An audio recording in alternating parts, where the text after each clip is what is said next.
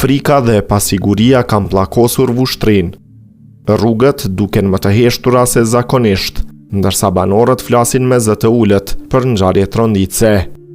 Nuk e prisja kështu, e shija lajmin në portale dhe nuk mund të besoja, thot meslotësh 19 vjeçari Alaudin Haradini.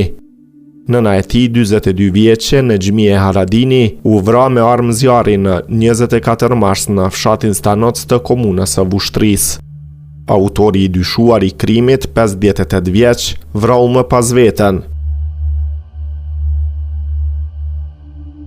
Më pak se 24 orë më herët, Vushtria ishte tronditur nga një tjetër ngjarje e rëndë, vrasja e një 19 vjeçari në qendër të qytetit.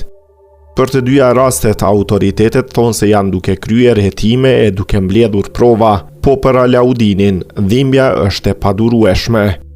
Ajo ka punuar në furrë buke për të na mbajtur neve, thot ai për Radion Evropa e Lirë.